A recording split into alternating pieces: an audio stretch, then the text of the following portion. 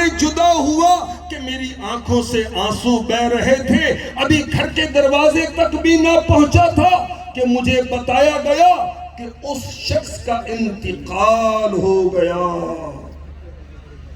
ہم اللہ پاک سے حسن خاتمہ کی دعا کرتے ہیں، کیونکہ روزے رکھنے والے، راتوں کو قیام کرنے والے بھی برے خاتمے سے دو چار ہو گئے۔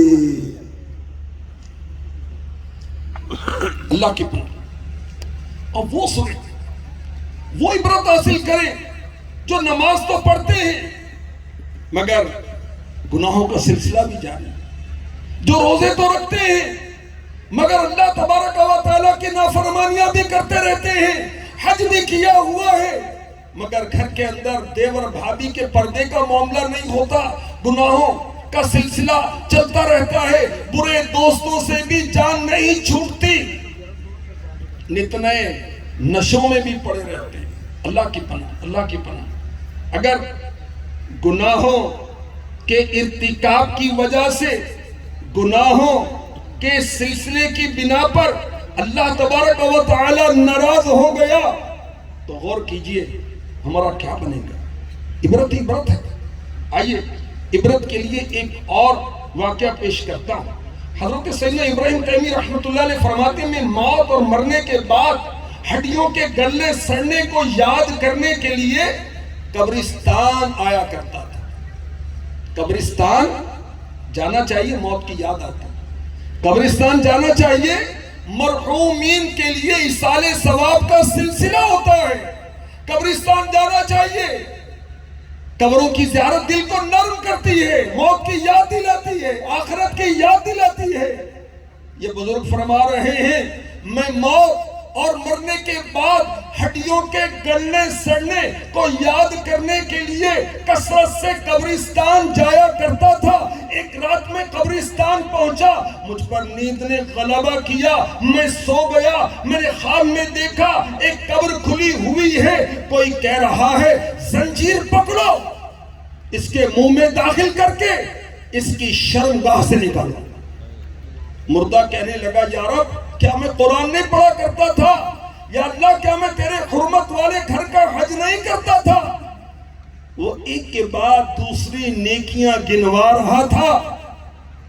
میں نے کہنے والے کو کہتے سنا، تو لوگوں کے سامنے اچھے اعمال کیا کرتا تھا، لیکن جب تو تنہائی میں ہوتا تھا نافرمانیوں کے ذریعے مجھ سے اعلان جنگ کرتا تھا، مجھ سے نہیں ڈرتا تھا۔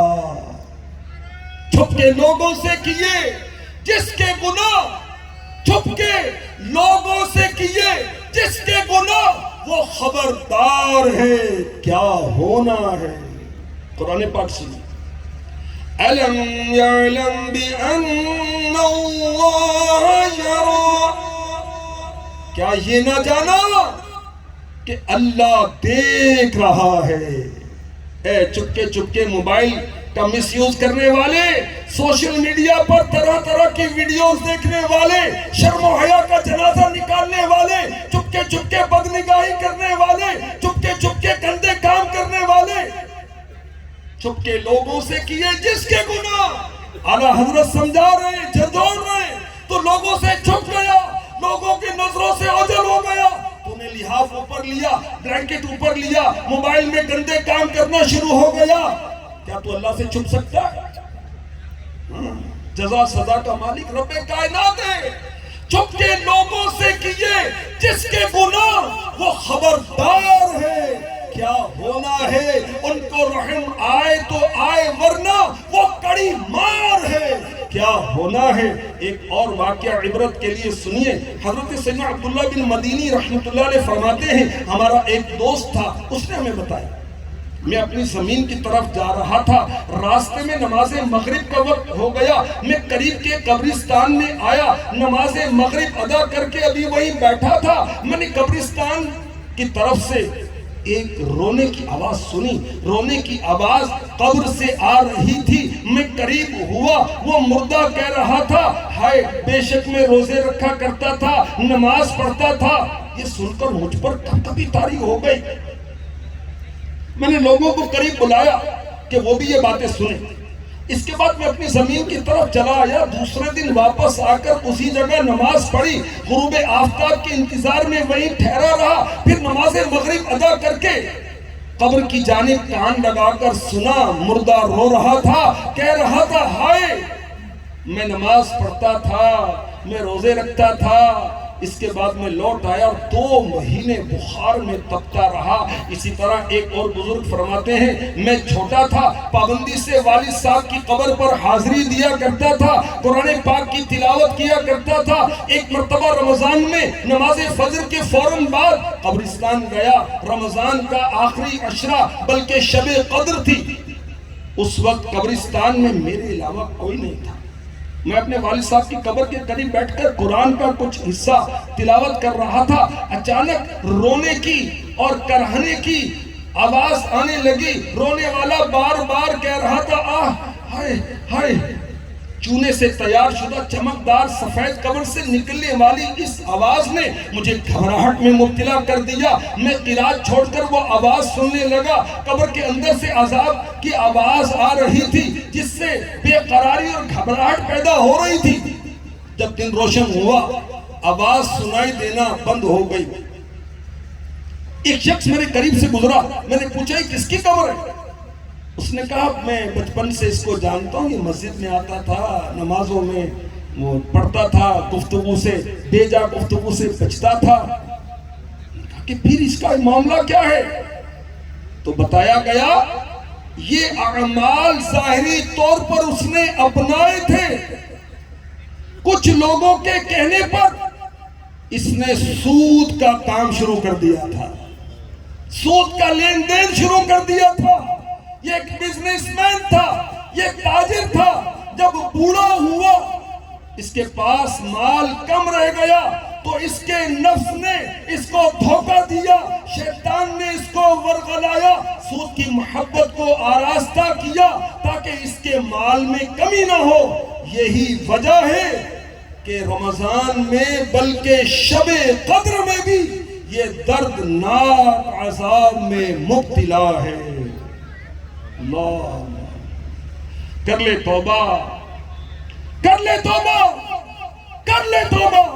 رب کی رحمت ہے بڑی قبر میں, قیامت میں, قبر میں, ورنہ سزا ہوگی کڑی. میٹھے میٹھے اسلامی بھائیوں, پیارے پیارے اسلامی بھائیوں, بڑی عبرت کی بات ہے. اللہ پاک ناراض ہو گیا, قبر آگ سے بھر گئی تو ہم کیا کریں گے؟ امیر اہل سنت بڑی نصیحت بڑی باتیں اشعار کی صورت میں فرماتے ہیں.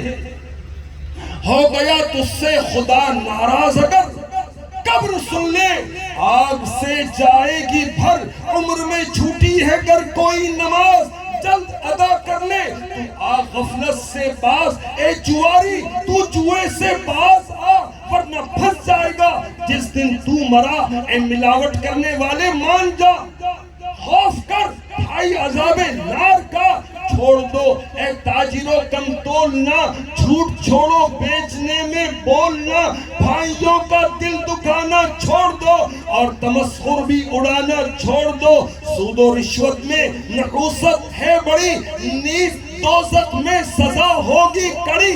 دل دکھانا چھوڑ دے ماں باپ کا, ورنہ ہے اس میں خسارہ آپ کا. بدگمانی جھوٹ غیبت چغلیاں چھوڑ دے تو رب کی نافرمانیاں مت نکالو گندی گندی گالیاں. یہ گناہ کا کام ہے سن لو میاں. تو نشے سے باز آ مت پی شراب, دو جہاں ہو جائیں گے ورنہ خراب. فلم بھی کی آنکھ میں محشر میں آگ آہ بھر جائے گی تو فلموں سے بھاگ. بینڈ باجوں سے تو کوسوں دور بھاگ ورنہ دوزخ کی تجھے کھائے گی آگ. مت بجاؤ بھائیو تم تالیاں, اس طرح کی چھوڑ دو نادانیاں.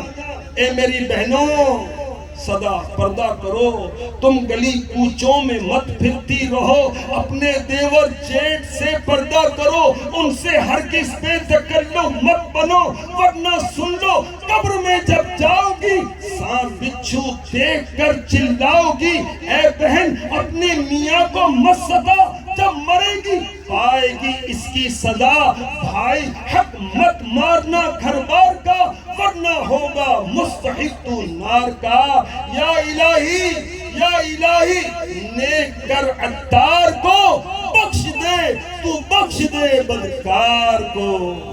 آمین آمین آمین۔